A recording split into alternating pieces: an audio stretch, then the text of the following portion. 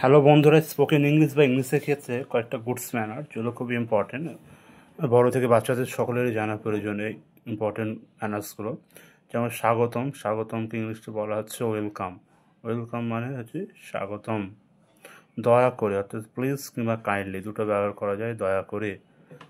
তারপরে যাচ্ছে কৃতজ্ঞ, কৃতজ্ঞ হচ্ছে গ্রেটফুল। কোনো মানুষকে কৃতজ্ঞ জানাতে গেলে আপনাকে ইউজ করতে হবে গ্রেটফুল, মানে সেটা হচ্ছে কৃতজ্ঞ। আপনাকে ধন্যবাদ অর্থাৎ থ্যাঙ্কস ইউ, মানে আপনাকে ধন্যবাদ। আমরা বলি না অসংখ্য ধন্যবাদ, মেনি মেনি থ্যাঙ্কস, ঠিক সেরকম। তারপর দুঃখিত, দুঃখিত হচ্ছে সরি, ইংলিশে দুঃখিতকে বলা হবে সরি। কোনো ব্যাপার নয়, নেভার মাইন্ড।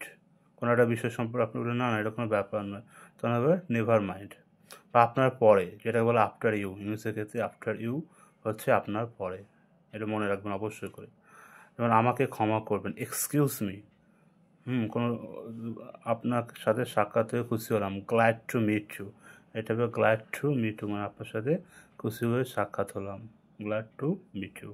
এটা অবশ্যই করে আপনারা বিষয়টাকে মনে রাখবেন, খুবই ইম্পর্টেন্ট স্পিকিংয়ের ক্ষেত্রে। না ধন্যবাদ, নো থ্যাঙ্কস। নো থ্যাঙ্কস মানে হচ্ছে না ধন্যবাদ। এটা কিন্তু খুবই ইউজ করা হয় এই শব্দটাকে। হ্যাঁ, আরেকটা বিষয় যেটা কৃতজ্ঞ, এটা জানবেন অবশ্যই করে। অবলাইজড মানে কৃতজ্ঞ, এটা অবশ্যই কিন্তু আপনাদেরকে মনে রাখতে হবে বিষয়টি। যেমন আনন্দের সঙ্গে, উইথ গ্রেট প্লেজার মানে হচ্ছে আনন্দের সঙ্গে, এটা অবশ্যই মনে রাখবেন। তাহলে আজ এই পর্যন্তই থাক বন্ধুরা। পরবর্তী আবার কোনো ভিডিওতে আমরা নতুন নতুন ইংলিশ শিখব।